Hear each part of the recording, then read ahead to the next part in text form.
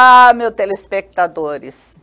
É um prazer estar novamente com vocês.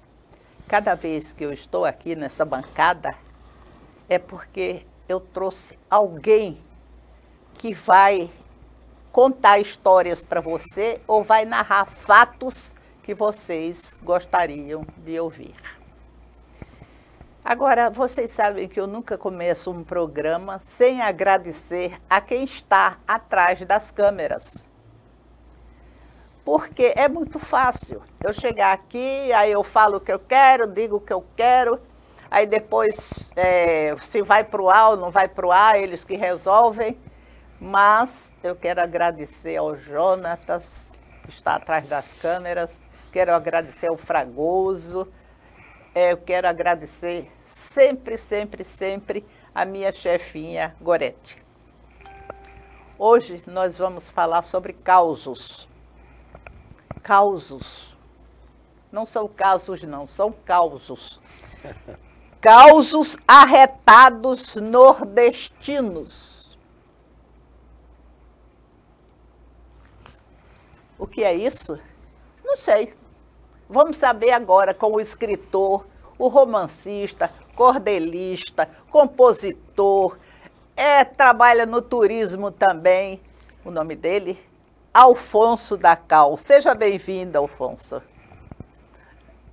Eita, Cláudia, é uma satisfação muito grande estar aqui, viu? Quero aqui agradecer essa oportunidade e vim aqui fazer esse pré-lançamento no seu programa, né? Do meu mais novo livro, meu mais novo filho, que esse livro que foi uma escolha assim muito difícil. Eu tenho mais de 30 causos para lançar, mas escolhi 6 para ser testado como escritor de contos e causos, né? E aí essa oportunidade é única de estar aqui para mostrar para essa galera aí toda essa joia rara que, para mim, quem está dizendo não sou eu, né? São as pessoas que já tiveram a oportunidade de ler. Realmente, da Cal, é um livro muito interessante. Por mais que você saiba das histórias, você narra de uma maneira que nos prende e faz com que a gente veja a importância de você saber dos causos que, no meu caso, né? Hoje em dia não, hoje em dia todo mundo só vive no WhatsApp, só vive... As babás contavam as histórias, que nós nos reuníamos no terreiro do sítio, como disse, que era chamado terreiro, aquela parte de barro, a gente chão de barro ali, batido. Um chão de barro batido, e ali sempre tinham o que nós chamávamos moradores para contar histórias. Agora, levou uma época que história era com H, de verdade, e história que inventava era com E, mas isso caiu. Então, hoje vamos conversar com Alfredo da Cal. Alfonso. Alfonso! Alfredo é um querido primo. Causos arretados nordestinos. E vamos começar com você que tem mais de 60 ou mais de 50, sobre um caso que todo mundo já ouviu falar, mas não como está narrado aqui. A misteriosa mulher da capa preta. Gente, às vezes dá medo, viu, de ler o seu livro. Por que você escreveu sobre a misteriosa mulher da capa preta? Olha, foi interessante que, como aconteceu isso, eu ia ter uma antologia da Academia Maceioense de Letras e eu estava lá na casa do nosso pai literário, né, do príncipe dos poetas, o amigo Juca Santos, e ele disse, escreva aí um conto bacana, aí deu uns toques lá. Eu digo, eu tenho vontade de escrever sobre a mulher da capa preta, unindo ao turismo, que eu sou gestor de turismo, já estou há 43 anos nessa brincadeira, e eu resolvi escrever a minha versão. E tudo que eu escrevo, eu atribuo a esse dom que Deus me deu. É dom. Porque basta eu me contar uma pequena história e eu transformo em quantas páginas A sua, eu puder. a sua criatividade é grande. Eu vou montando, né, ali o quebra-cabeça, e eu tenho uma técnica de escrever. Eu gosto de escrever o começo, o meio e o fim, e depois eu desenvolvo o começo, o meio e o fim no tamanho que der, né? E todos os meus livros eu tenho escrito desse jeito e usei essa técnica aqui para o livro de contos, e graças a Deus, como eu falei no início, cerca de 30 contos que eu tenho mais ou menos hoje, 25, 30 contos. Eu escolhi esses 6 aqui para poder começar essa minha vida também de contista, de causista, né? Não, mas vamos para a misteriosa mulher da capa preta. Olha, você vai fazer muita gente ter medo de passar pelo cemitério, viu? Mas essa história, Cláudia, é uma história bem antiga, né? Uma história que vários escritores escreveram da sua maneira, da sua forma, e eu quis trazer a mulher da capa preta de volta. Eu digo, olha, eu preciso trazer essa história de volta. E aí coloquei a cabeça para funcionar, e como sou do turismo, eu digo, eu já sei como é que eu vou trazer. Aí usei, na época, o baile municipal, que abriu o Carnaval de Maceió, como o local onde eu iria trazer, para onde eu iria trazer a mulher da capa preta. Escolhi um turista, um gaúcho, né? Para que para que houvesse esse encontro do turista com a linda mulher da capa preta, e a partir dali eu desenvolvi um romance muito bacana, que vocês só vão saber totalmente na hora que ler. Foi uma ficção muito interessante, muito bacana. Não deixa a gente assim, não. Fale sobre a mulher da capa preta. Quem era a mulher da capa preta? Olha, a mulher da capa preta, ela, segundo a história, ela foi uma menina muito linda que tinha ali próximo do cemitério Nossa Senhora da Piedade, e ela faleceu, não é? E depois ela apareceu, né, para as pessoas, e as pessoas chegaram até o túmulo, que inclusive hoje o túmulo da mulher da capa preta lá no cemitério Nossa Senhora da Piedade foi feito em mármore, né? E tem até uma capa preta de mármore, né, lá para simbolizar a mulher da capa preta.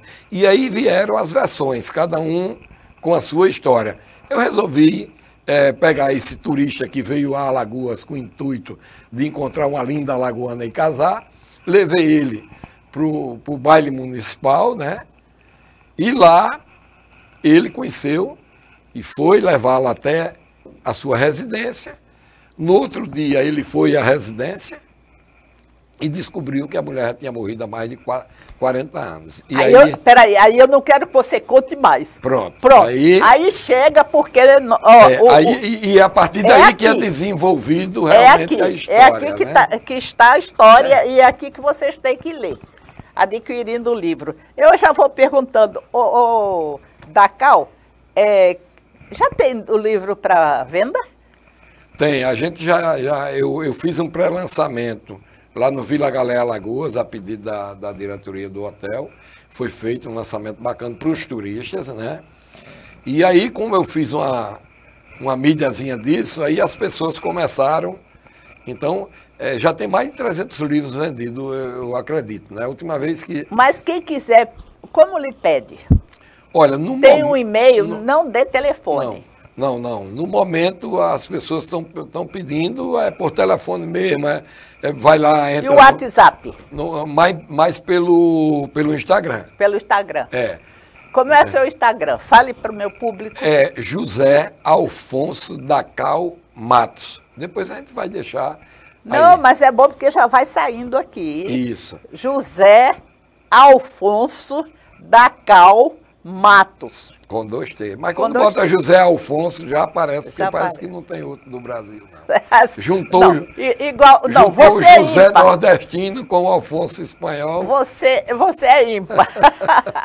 Não, mas essa história da capa preta, nós vamos ficando por aqui, porque ela é envolvente.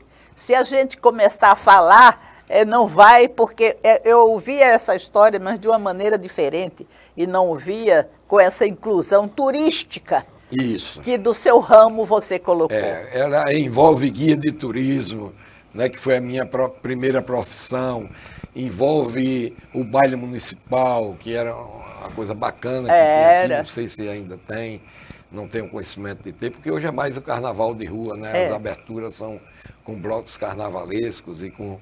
Mas ficou uma história que as pessoas que leram acharam muito bonita assim, porque eu trago um romantismo muito forte para a mulher da capa preta, né? Inclusive você fala de locais daqui de Maceió, Isso. Que as pessoas, quando lerem aqui, que não estiverem em Maceió, vão pensar onde é que é. Com certeza. Muito interessante. Com certeza, com certeza. Foi uma junção da minha profissão com uma história belíssima lá de trás, que a gente traz com a roupagem nova, não é? Porque não adianta, né? Como o livro O Retorno dos Cangaceiros, que eu escrevi, eu trouxe o Bando do Lampião de volta para os tempos de hoje, mas a minha intenção não era só contar a história do Lampião, era contar as histórias do Nordeste, como eu escrevi nesse livro, outras histórias, né? Que a gente daqui a pouco pode falar. Daqui a pouco, porque agora eu quero falar sobre os causos. Vamos embora. Gruta das Noivas. Gruta dos Noivos. Certo. Isso você também ouviu? Não, aí é o seguinte, tem uma peça que está em cartaz há muitos anos aqui, eu peço até permissão para falar, porque é uma coisa muito bacana, que é Em Algum Lugar do Cangaço, que foi escrito pelo escritor, um ator maravilhoso, guia de turismo, o meu amigo Flávio Góes. E eu, às vezes, ia assistir a peça, sempre que tinha era um momento comemorativo, tantos anos, isso, aquilo. E aí, ele também, ele conta uma história com o grupo do Lampião, né? E aí, eu tive uma inspiração através do próprio ator da peça, que ele se veste de mulher e tal, para escrever esse conto, que ficou extraordinário, é uma coisa do momento, né? Com todo respeito a toda essa diversidade, com tudo, é uma coisa que muito moderna, entendeu? É dos tempos de hoje. E eu escrevi, é uma história de amor, né? Que me permita, essa gruta existe, vamos dizer assim, existe ou só na imaginação? Tudo fruto da minha imaginação, baseado em fatos verídicos, que a gente sabe do dia a dia, mas foi uma criatividade minha do início ao fim. Gente, fantástico a gente saber. Quer dizer que essa gruta, porque a mulher da capa preta pode, como é que se diz, a gente pode até ver os locais. Isso. Mas essa gruta não tem. Tanto é que eu escolho um nome fictício para o nome da cidade. Tudo aí foi criação minha, da minha cabeça. É história do mundo de hoje, é história do dia a dia de hoje. Isso aí, mas eu tinha que criar uma história, entendeu? Para poder contar tudo isso que acontece no dia a dia, mas da minha maneira, da minha forma, né? Certo. Mas eu acho a sua criatividade fantástica, não é? Como é que você cria uma coisa com tanta, assim, fidedignidade? Com muito detalhe, né? Assim. Então, a Gruta dos Noivos não existia, não existe? Não, eu criei essa história no intuito de poder, falar sobre um tema tão discutido nos últimos tempos, né? Qual tema? O tema Pode falar? É uma surpresa, porque na história você só vai descobrir tudo isso nas duas últimas páginas. A realidade do que aconteceu, né? do casal de noivos, o que era, né?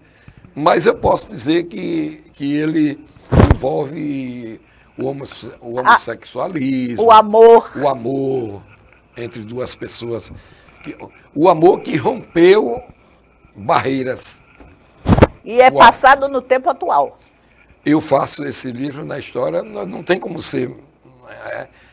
no tempo até intermediário, porque nessa época que eu escrevo aí, as coisas não eram aceitas como são hoje, né? Na verdade... Não é nem aceitar, né, é entender que... Você entrelaçou o ontem e o hoje. Isso. Por quê? Porque, Cláudia, é o seguinte, o escritor hoje, que por algum pensamento dele, que a gente não tem que pensar só na gente hoje, a gente tem que pensar na gente e tem que pensar no leitor, em quem vai ler esse livro, sabe? A pessoa que vai ler esse livro, que vai ler essa história, entendeu? A gente tem que ter uma história dentro das nossas escritas para cada gosto, para cada ser humano, para cada pensamento. Eu quando escrevo, eu escrevo pensando nisso, nessa maneira de ver o mundo você como faz ele é hoje. Público variado. Muito interessante. Muito interessante. Aqui tem histórias que, inclusive, a maioria aqui são casos verídicos. Inclusive um aí que vocês vão dizer, você é louco. Aí eu vou trazer o cara aqui que me contou a história. É para não ficar louco sozinho. Porque tem cada título que a gente vê mesmo. São títulos nordestinos, são títulos escolhidos a dedo, são causos escolhidos a dedo. Com certeza. Adorei o serrote do padre. Olha, vamos falar do... Você tem ideia? Vamos falar do serrote do padre. O serrote do padre é caso verídico. É? É caso verídico. Se deu lá em Sobradinho, na cidade de Sobradinho, e lá hoje esse serrote está submerso na barragem de Sobradinho. E hoje não tenho mais os vizinhos, porque eu tenho a vizinha, né, que eu tenho ela como se fosse minha mãe, Dona Maria. E seu Enoque Lira, muitas vezes eu chegava à noite em casa, sentava na calçada, abria uma garrafa de vinho, ia conversar com ele. Eu não tenho medo de dizer que as conversas mais prazerosas e de mais conhecimento, né, de causos que eu tive na minha vida foi com o seu Enoque Lira. E ele disse, eu tenho uma história para lhe contar que eu acredito que ninguém nunca escreveu essa história. Aí eu disse... Dá para falar um pouquinho? Vou falar. Aí o que é que acontece? Ele disse, olha, tinha um fazendeiro muito rico, poderoso, né? E muito bravo. Era o coronelzão de lá da região de Sobradinho. E ele era louco para ter um filho, homem, e não teve, só teve uma filha mulher. E aí, por que serrote do padre? Vou resumir para poder ficar... Não, e para as pessoas, serrote do padre é pelo seguinte, é porque chegou um padre novo na cidade, se apaixonou pela filha do fazendeiro e a filha do fazendeiro se apaixonou por ele. Eita história danada! E aí, como eles sabiam que o padre sabia que ia morrer, ela sabia que o pai ia mandar matá-lo, aí o que é que fez? Fugiu com o padre e se esconderam num serrote, distante, mas não tão distante dali. Ah! E aí... Serrote é o local? É o local, uma gruta. Serrote de pedra é uma gruta de pedra. E aí o que é que aconteceu? Com o tempo, um caixeiro viajante que vendia mercadorias para o padre e a mulher dele, né, a filha do coronel. Até para sobreviverem. Passando por ali, recebeu uma encomenda da mulher do coronel para botar uma moldura com vidro de novo na foto da filha que o coronel com raiva havia quebrado. E quando ele viu a foto, conheceu o que era de lá. E existia um prêmio, na época de 50 contos, para quem desse uma pista segura. E aí, o coronel chegou até lá né? O fim eu não vou contar. De maneira nenhuma. Mas 99% das pessoas, você devia ter inventado outra história, você não devia ter terminado essa história assim. Mas, gente, é caso verídico. Como é que eu vou mudar a história de um caso verídico? Cláudia, não tem como. Aí deixa de ser um caso verídico, ou você vai mudar as coisas da realidade. Isso o Enoque me contou detalhado assim, mas eu achei interessante que quando eu escrevi o conto, eu levei para ele ler. Aí ele disse, dá para você ler para mim? Eu digo, dá. É uma leitura de 10, 12 minutos, no máximo 15. Eu comecei a ler, quando eu acabei de ler, o seu Enoque estava com os olhos assim, cheios de lágrimas. Aí disse, rapaz, eu nunca vi uma história tão bem contada como essa. Como é que você descobriu esses detalhes? Eu digo, aí é o dom. Aí é o dom.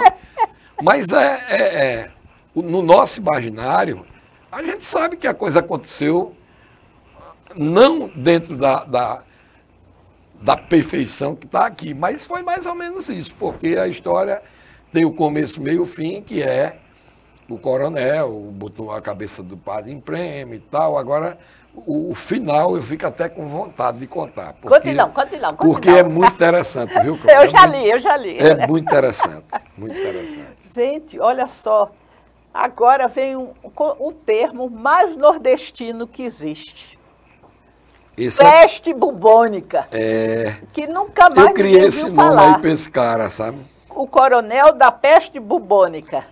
Porque ninguém hoje em dia, quase a juventude, sabe o que é peste bubônica, que foi um mal que assolou, isso. Não é?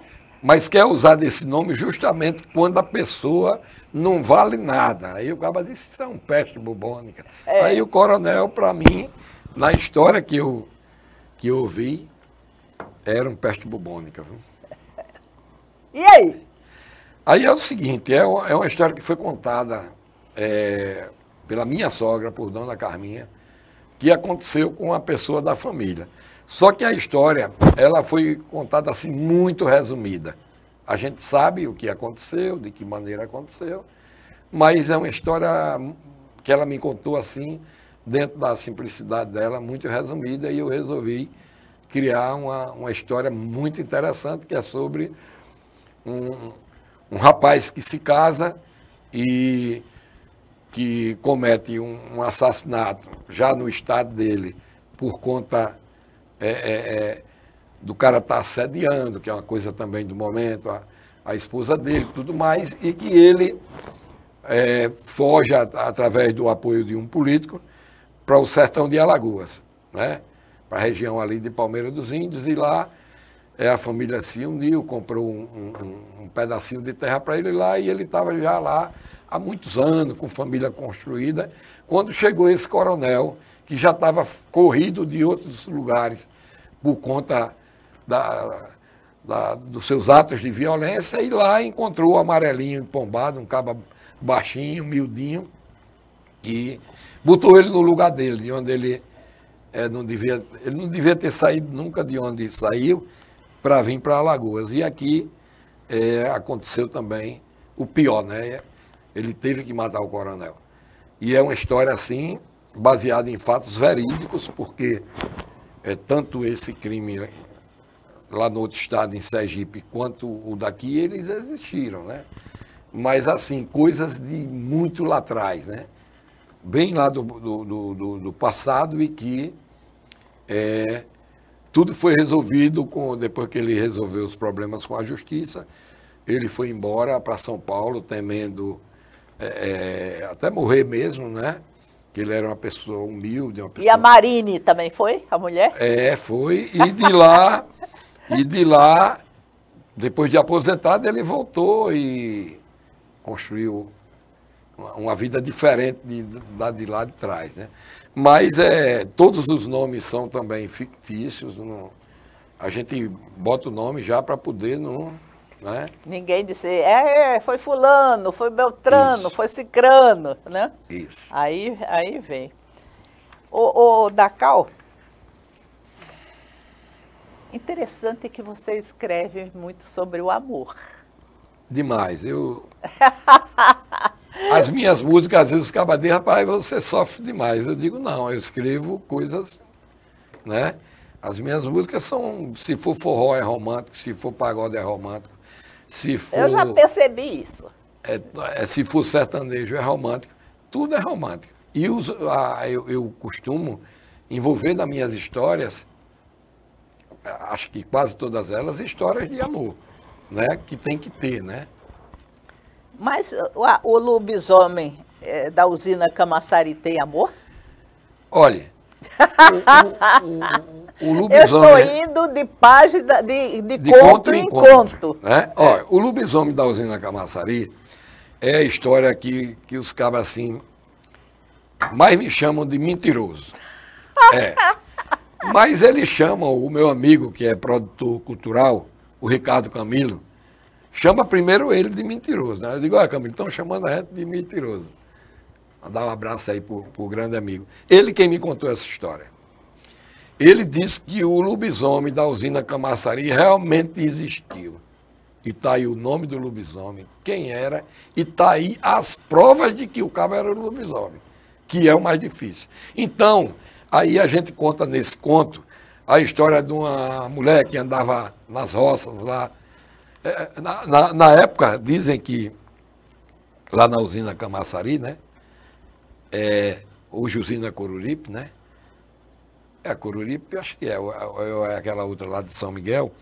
Não, de Coruripe não é de São Miguel, né? Aí, hoje, as pessoas até hoje se lembram do lobisomem. E aí lá também tinha uma mulher que andava com candinheiro nas roças na cabeça. Tinha uma mulher que à noite, nas madrugadas, arrastava uma bacia. A bacia. Aí tinha o cara das correntes, né? Começou a aparecer um negro, acho que da época da... E aí, por aí vai a história. Não tem como a gente abrir a história toda, mas eu posso dizer, conta a história do Papa Figo, né? Tem a minha história do Papa Figo, dos Papa Figo. Tá aqui? No livro, e nesse conto. No lobisomem. No lobisomem da usina Camaçari. Ai, como eu acho que esse lugar era o lugar mais mal assombrado. Como eu tinha medo do Papa Figo. Viu? Do seu livro, o Papa Figo é o mesmo lobisomem? Não. É uma família que chega lá, estranha, que eram tipo uns cacheiros, e que tem muitas histórias aí que eu imagino que as pessoas inventavam para poder tirar os filhos da rua mais cedo. Sabe como é, né? Eu mesmo, meu pai dizia, cuidado que está aparecendo aí uma coisa. O homem do saco. O homem do saco. O homem do Papa Figo. Né? E o homem do carro preto está passando, levando as crianças. Então, muitas histórias eu acredito que foram criadas baseadas nisso. Eu também acho. Agora tem um detalhe. É a usina Coruripe mesmo. Eu vim aqui me a usina Camaçari... Que deu um branco aqui. O lobisomem da usina Camaçari, já pensou? Aí como é que se diz?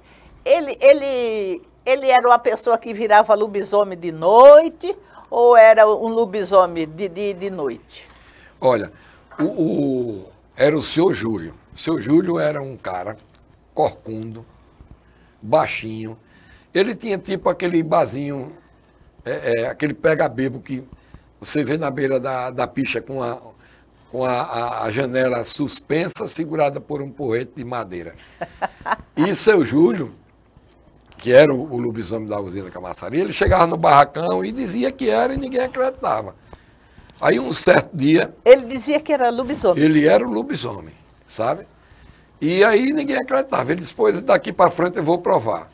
Então ele deu uma carreira numa crente, tomou uma Bíblia. Ele tirou um objeto de uma pessoa e depois foi entregar. Mas mesmo assim... Espera aí, ele tirou assim... Ele lobisomem. Como lobisomem? A mulher dizia, o lobisomem levou minha Bíblia, mas no outro dia apareceu na minha janela. Aí podia ser o Júlio estar ali de noite, né? E pegar aquilo ali. Mas foi o lobisomem. Mas aí tem uma história de um cara aí, que ele namorava uma moça na fazenda vizinha, e ele era o que mais dizia que ele não era o lobisomem. Aí o lobisomem apareceu para ele na volta, à noite, numa noite de lua cheia, e ele pegou o rei e meteu no lobisomem, O lobisomem tentava chegar perto dele, e ele com o reio do cavalo bateu no lobisomem de todo jeito, numa daquelas investidas o reio caiu, né? Aí o lobisomem pegou o reio e correu, não reagiu. Podia ter metido o reio nele, podia ter agredido ele. E aí no outro dia cedinho, aí o cara está em casa, seu Júlio chega lá, batendo na palma, quando saiu, ele disse, eu vim aqui lhe provar, com um saco nas costas, que eu sou o lobisomem. Aí pegou aqui o seu rei, que eu tomei de você ontem à noite, você voltando, tal, do cavalo. Aí ele disse, seu Júlio ainda não prova nada. Aí seu Júlio tirou a camisa, estava todo roxo, todo, como diz o matuto, latanhado das reiadas que o caba deu. Aí o cara começou a acreditar, levou a história para o barracão. Aí o seu Júlio passou o seu lobisomem do bem, né? Tudo que queriam fazer era o seu Júlio. Aí o Papa Figo, seu Júlio, disse, vou resolver. De madrugada foi lá, aterrorizou a vida daqueles cabos, no outro dia eles pegaram o carro e foram embora. Não apareceu mais nunca, né? O cara da corrente que assombrava as crianças, né? O Ricardo Camilo me disse que tinha uns 10 meninos com aquelas lanterninhas que eram feitas com lata de leite, lata de óleo, né? Lembra aquelas que cortava de um lado, aí botava uma velhinha dentro e saía por ali. Diz que um dia chegaram num tronco de uma árvore lá, estava o cara acorrentado. Aí eles correram para um barzinho que tinha lá, os cabas foram lá, mas não viram nada. E segundo o Ricardo Camilo, ele mesmo presenciou isso, né? E as pessoas do interior via realmente as coisas. Aí tem a história dos outros mal-assombros, né? Eu acho que... Gente, esse conto... A usina Camaçari, eu acho que ela era a mais mal-assombrada do estado naquela época. Mas eu juntei outras histórias para poder fazer essa... É interessante. É interessantíssimo. Muito interessante. O lobisomem da usina Camaçari. É isso. Muito interessante. A gente não pode conversar mais sobre o lobisomem, porque você vai ter que comprar. E eu queria que, se fosse possível, colocasse o telefone, é melhor. Instagram. É mais fácil hoje pelo WhatsApp, né? Pelo WhatsApp. É. Qual é? É 82 9 9682 8421. Repetindo. Vou repetir. 82 9682 8421. E se as pessoas quiserem lhe contar um caos? Aí será bem-vindo para juntar com os outros, né? Porque eu me empolguei muito com essa história de causa.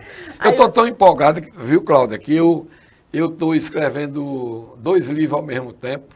2 não, 3, né? Um vai ser longo, que é o Palateia, né? Que eu usei o nome da Palateia lá na Barra de São Miguel para escrever essa história da avó do Zumbi, mãe de Gangazumba. E estou escrevendo, mas é um livro que requer muita pesquisa para poder a gente chegar, né, escrever o correto. E aí tem o Príncipe de Areia, que não tem nada a ver com a história do meu pai, mas eu uso o nome do meu pai e da minha mãe em uma espécie de homenagem, que é sobre um príncipe que sai de Vigo, na Espanha, e que ele era um cara assim, louco pela natureza, né? E que aí ele acaba fugindo no navio, quando vai para a Inglaterra para ser interno no colégio, ele consegue fugir e vem embora para o Brasil. Aqui acontece, é um livro de conotações espíritas. Depois eu lhe falo mais ou menos, uma coisa muito bacana. Está ficando linda a história, muito bonita. E O Rei que Voltou das Cinzas, que é uma criação minha, que está ficando também muito bacana. Tudo ao mesmo tempo. É assim, eu trabalho ali numa obra, aí deixo ela ali, quando a ideia dá uma segurada, aí lembro do outro, aí vou dar uma olhada no que eu escrevi, aí já vou. Agora é assim, o Príncipe de Areia, por exemplo, eu escrevi já a primeira parte. Aquele tal, escrevi o começo, escrevi o meio e o fim. Aí o desenvolvimento do primeiro, da primeira parte, né? que é o início do livro, já está pronto. Aí agora eu vou para a segunda, para a terceira. É isso. É muita criatividade. E até parece que você não tem tanta atividade como tem, né? Eu sou um cara muito ocupado. Quem trabalha com receptivo sabe que a gente trabalha de domingo a domingo, 24 horas por dia. Porque eu tenho empresa de turismo, tem carro, tem tudo. E aí ela não para, ela recebe gente no aeroporto de madrugada, recebe gente, leva a gente para Maragogi, para todo o estado de Alagoas, para aqui, para Maceió, né? Para todos os lugares aqui. E aí a gente tem que estar, eu fico meio... Eu gosto muito de escrever à noite, assim, sabe? Tipo, quando eu chego em casa cedo, aí eu gosto de escrever à noite. Principalmente... Agora, poemas de cordel, eu escrevo no carro, descendo desse trânsito agora, já estava... Eu boto ali, eu vou falando e aí o aplicativo vai escrevendo, né? E depois eu só arrumo. Seria pedir demais que você lembrasse, né? Um cordel, um poema de cordel. Olha, eu tenho um poema de cordel aqui que eu sempre... Isso não está no livro. Não está. É porque você sabe, meu telespectador, que eu vou por aqui, vou por ali, não é? Para a nossa entrevista, porque eu quero tirar o máximo do meu entrevistado, porque ele é ímpar, não tem igual. Eita, aí você não diga isso, porque aí tem muito... Falando nisso, a gente está muito rico de escritores no estado de Alagoas. Tá sim. Eu acho que a gente está passando por um momento, sabe, Cláudia, muito bacana, né? Eu tenho um cordelista da minha terra, que é muito bom, mas tem um escritor lá da minha terra que eu sou fã número 1 dele, que é o Arnaldinho, Arnaldo Paiva Filho. Arnaldo Paiva. Arnaldo é fantástico. Foi ele que fez a biografia do meu primeiro livro, a minha biografia que escreveu. E isso me honra muito, porque é um colega e é de Rio Largo também, né? Família, ele. E sabe. Sabe. Porque estava lá, de Rio Largo, ele sabe o que você está contando. Tem alguns escritores novos que estão apontando lá em Rio Largo, mas eu fico impressionado com a quantidade, principalmente de poetas, né? Eu sou do grupo de poetas de Alagoas, né? E eu fico impressionado. Sempre está chegando gente nova, aparecendo gente nova. E quando a gente vai vendo o trabalho, né, da confraria Nós Poetas, quando a gente vai vendo, a gente vai ficando muito impressionado com tanta gente escrevendo tão bem, né? E feliz também com esse sucesso do cordel, né? O cordel agora é patrimônio histórico. Renasceu. E realmente eu até me arrepio de falar do cordel, porque é muito fácil, cara, dizer, não, o cordelista faz aquilo ali, rima ali. Não. Olha, para você escrever um cordel bem feito hoje, você tem que... É uma coisa impressionante, tem que ter a métrica, tem que ter as rimas. Eu vou só citar um exemplo rápido. Em sextilha, você rima a segunda com a quarta e a sexta. Em sétima, você rima a segunda com a quarta e a sétima e tem que rimar a quinta com a sexta. Tem que ser rimas idênticas. A linha não pode passar de 7 sílabas poéticas ou simétricas. E essas sílabas acabam na última sílaba tônica da linha. Então, é muita coisa e por aí vai, né? Meu professor me ensinou muito bem, que é o amigo Ciro Vera, né? Ele me ensinou, agora eu me considero hoje um cordelista, porque eu escrevo, eu não tenho dúvida de dizer que eu já tenho mais de 100 cordéis, já. Publicados, tem vários, e aí a gente vem para a modernidade, né? A gente vem com um trabalho mais moderno. Vamos interromper um pouquinho o livro para ir para os cordéis, porque são tantas as coisas. Eu trouxe alguns, né? Que o Alfredo faz, Alfonso faz, que a gente fica sem saber por onde caminhar. Isso. Olha, conversa do velho Chico com a sua foz. Essa aqui deve ser uma coisa maravilhosa. Conta a história do velho Chico, desde a nascente até aqui a foz, através de uma conversa. Chiquinho, a fome e o foco. É um dos temas mais escritos lá atrás e que eu trago de volta para cá, que é a história daquelas garotas que fogem da fome, né?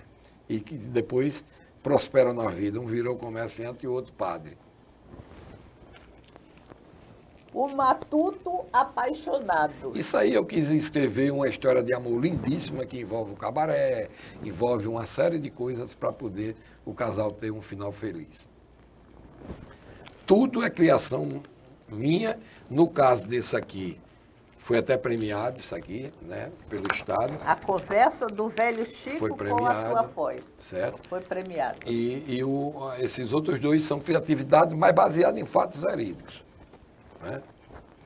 Tem aqui, meu sertão sofrido, enganado e muito amado. É uma história do sertão que envolve tudo, né? A politicagem, o coronelismo. Aí trago o Padre Cícero, trago o Lampião, trago Tudo em cordel. Tudo em cordel, tudo cordelizado. Viu? E fazer cordel não é fácil, não. Não é, não. Eu hoje, para mim, é água, é beber água. Entendeu? É muito fácil para fazer cordel hoje, mas mesmo assim, eu ainda peco na métrica, às vezes dou uma ratada, porque tem que ter. Eu mandei agora, o meu mais novo é sobre a minha cidade, sobre a minha cachoeira, lá onde eu nasci, e o lago. Então eu trago a história de adolescência, a história de infância, né, da minha mãe, do que a gente aproveitava naquela cidade, que ela era maravilhosa. E ainda é, né? Estamos conversando com o escritor Alfonso da Cal.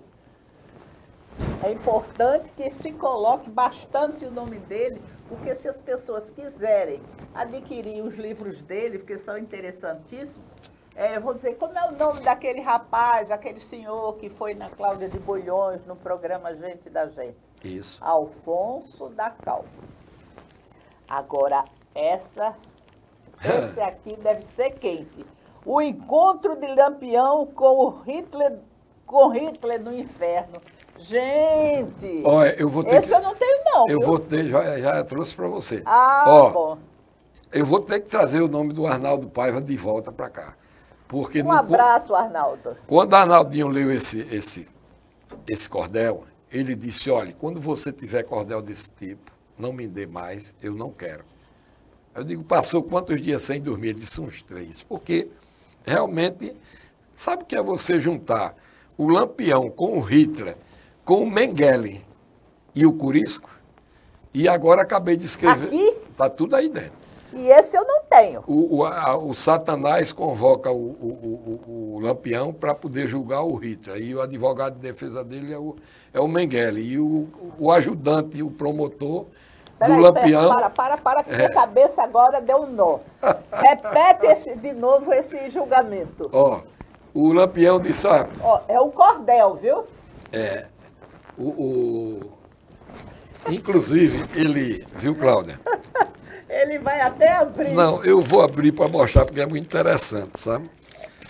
Interessantíssimo. Deus, eu atribuo tudo a Deus, sabe? Aí ele diz assim, já no começo ele diz, né? Começo logo falando de um homem muito brabo, o famoso Lampião, um cabra ruim como o diabo. Ele era bem maldoso, do inimigo dava cabo. Quero aproveitar agora também para relatar sobre um certo ditador do Hitler, quero falar, que ele foi um terror, povos quis exterminar, né? E aí eu relato a história do Hitler, a história do Lampião, e depois o Satanás bota o Lampião para julgar, para receber o Hitler. Aí, esse é meu. Aí é uma coisa, esse é meu. é uma não coisa, viu? Que esse é meu. É uma coisa meio pesada realmente, né? Mas eu acho. Mas eu, como homem de Deus, não tenho medo e de de uma nada. criatividade. Isso aí foi criatividade total minha, né? Entendeu? Claro que tem algumas pinceladas assim do que um fez, né? Matou o povo na câmara de gás, o outro matava para roubar e tal. Tem essas pinceladas do real, né? Na verdade, as pinceladas do real. Nada se cria, tudo se copia, apesar que você criou e pegou algumas pinceladas apenas. Isso. Mas criou. E a gente pesquisa, porque, por exemplo, o encontro da sua voz com... o encontro, conversa do velho Chico com sua voz... Foi esse que foi premiado. Eu pesquisei para poder escrever a história bacana, que foi premiado. E aí eu descobri uma coisa que eu não sabia. O rio São Francisco não nasce na Serra da Canastra. Ele Ele nasce em Medeiros, que é uma cidade acima, entendeu? E aí ele vem devagarinho, agora ele já chega com aquela queda na Serra da Canária. Fica caudaloso. Aí é outra história. Mas a gente tem que pesquisar para poder escrever o correto, escrever a coisa certa. Né? Não, e escrever um cordel verdadeiro, né? Isso. Porque pode ser uma imaginação. O cordel, eu acho que um cordel com menos de 32 estrofes não é cordel, é poema de cordel. Como eu tenho um aqui, que eu quando li ele domingo lá no Armazém 31, que teve a feira de cordel, quando eu li ele lá, um cordel novo, as pessoas foram querendo comprar meu cordel, e ele ainda não está publicado. Ficaram fascinados com a história. Que eu tenho esse fascínio por sereia, né? É uma história bacana. Sobre a sereia. E eu nunca tinha conseguido escrever, Cláudia. Nunca tinha conseguido escrever sobre a sereia, e Deus me iluminou, que eu tenho vontade de escrever um romance, e vou escrever. Se Deus me der mais um... Deixa eu terminar aí essas 4, 5 ideias. Meu telespectador, eu acho que tem gente que vai mudar de profissão. Viu? Se já não está migrando, porque ele é um grande empreendedor na área de turismo, não é? E está escrevendo. E o turismo ajuda muito, viu, Cláudia? O turismo ajuda muito. Mas teve uma história o ano passado muito interessante, vou contar rapidinho. Um senhor de 94 anos, ele já se sentindo um pouco fragilizado, ele chegou para o filho e disse: olha, eu quero, antes de morrer, pisar o solo do estado que eu nasci e ir na cidade que eu nasci, ele de Penedo. E aí, o guia depois me contou a história e eu tive que escrever a minha versão, né? É um dos contos que eu tenho. Uma das coisas mais lindas, ele veio, aí eu botei o guia Everaldo, que é um guia que trabalha comigo, que é muito intelectual. O cara, para você ter ideia, fala 6 idiomas fluentes. Então, esse cara foi e disse: rapaz, eu estou impressionado com a história. Porque ele chegou lá e queria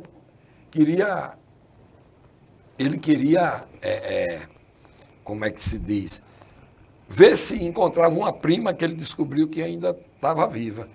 E pegamos um guia local lá, que a gente tem que prestigiar os profissionais. O meu tinha condições de fazer tudo lá, mas pegamos um guia local lá na cidade do Penedo, e aí, quando eles iam descendo, o guia disse: só ela, a prima do cara, uma mulher de 80 anos de idade. Rapaz! E aí parou. Olha, como de. Estou dizendo a você. Arrepiei. Aí parou o carro, aí ele desceu. Sabe quem eu sou? A mulher lembrava nada. O homem há 50 anos fora daqui. 50 não, 60 anos. Aí, rapaz, foi uma coisa bacana. Eu fui lá ouvir a história dele, um jurista de Brasília, um cara.